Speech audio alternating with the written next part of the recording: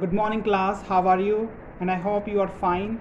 Today we will read the chapter Indigo. This is the fifth chapter of the book Flamingo of the plus 2.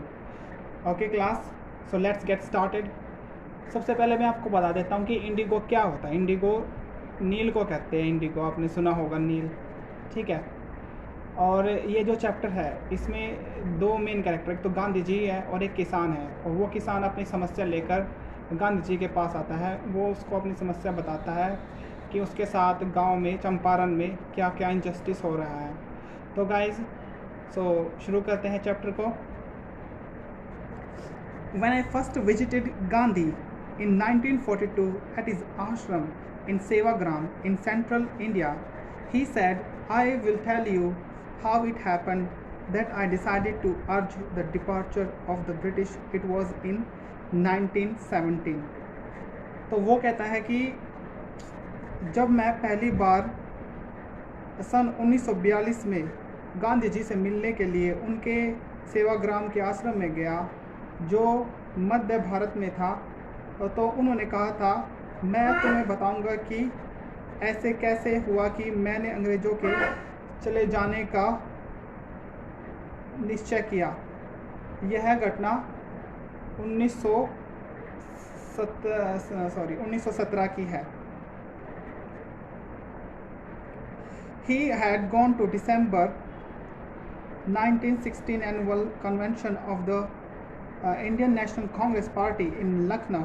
There were 2,301 delegates and many visitors. During the proceedings, Gandhi recounted, a peasant came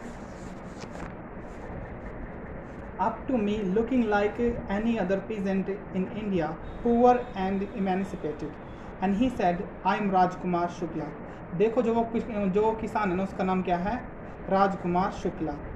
I am from Champaran and I want you to come to my district. Gandhi had never heard of the place. It was in the foothills of the towering Himalayas near the kingdom of Nepal. अब देखो गांधी जी ने ना इस शहर के बारे में, इस गांव के बारे में पहले कभी नहीं सुना था. तो वे कहते थे कि वे भारतीय राष्ट्रीय कांग्रेस के दिसंबर 1916 के वार्षिक अधिवेशन में लखनऊ गए हुए थे और वहाँ 2301 जो व्यक्ति थे, प्रतिनिधि थे, आए हुए थे मेहमान के रूप में.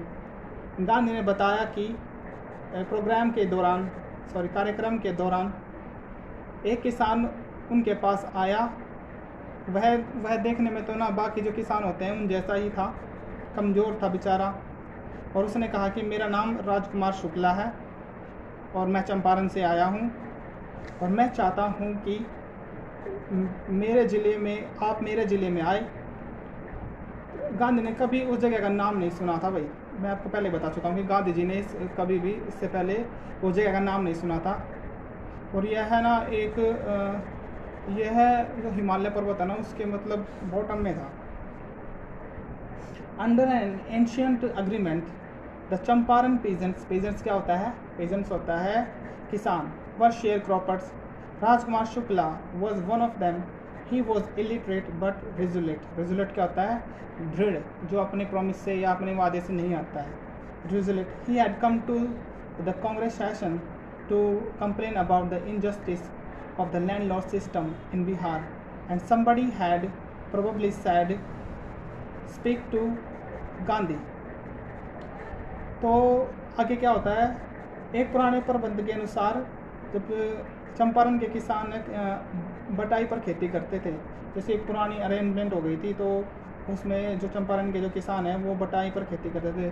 बटाई पर खेती का मतलब क्या होता है कि जैसे मान लीजिए आप फसल उगाते हो, आप किसान हो, तो आपने फसल उगाई तो जिसकी ज़मीन है उसको कुछ परसेंटेज देनी होती है उसमें से. जैसे कोई प्रॉफिट हो गया तो जो जितना प्रॉफिट हुआ तो उसका 15% वो उसके जो लैंडलॉर्ड है, जो ओनर है ज़मीन का, उसको देना होता था किसान को. ठीक है. He had come to the okay. वह ना ज़्यादा बेचारा पढ़ा लिखा तो था नहीं, लेकिन उसमें ना मतलब बहुत ज़्यादा दम था, ये कह सकते हैं कि उसमें दृढ़ निश्चय था वो। उसमें वह कांग्रेस सम्मेलन में बिहार में जमींदारी प्रथा के जो जो अन्याय के खिलाफ शिकायत करने आया था, और शायद उसने उससे कहा था कि गांधी से बात करो। Gandhi told Shukla he had an appointment in Kanpur and was also committed to go to the other parts of India. So Shukla accompanied him everywhere. Then Gandhi returned to his ashram near Ahmedabad. Shukla followed him to the ashram. For weeks he never left Gandhi ji side. अब देखो वो कई हफ्तों तक है ना गांधी जी के साथ साथ इधर उधर वो घूमता रहा।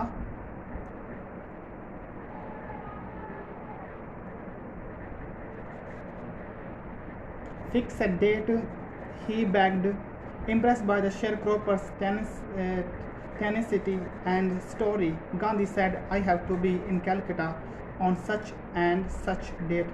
Come and meet me and take me from there. Gandhi ji ने शुक्ला को बताया कि कानपुर में उसका ना एक कार्यक्रम होने वाला है और भारत के अन्य भागों में जाने का भी उन्होंने वायदा कर रखा है। शुक्ला उसके साथ हर स्थान पर गया है ना। फिर गांधी अहमदाबाद के निकट अपने आश्रम में चले गए। शुक्ला उनके पीछे पीछे उसी आश्रम में चला गया। हफ्तों तक उनसे गांधी का साथ न छोड़ा। मिलने की तारीख पक्की कर लो, उसने ये कहा कि मिलने की तारीख पक्की कर लो। उस पर बटाई पर काम करने वाले किसानों के जो पेशेंस था और इरादे से प्रभावित होकर गांधी ने कहा, तुम ना उस तारीख को मैं कलकत्ता जा रहा हूँ, वहाँ आकर मुझसे तुम मिलो और मुझे वहाँ से ले जाना।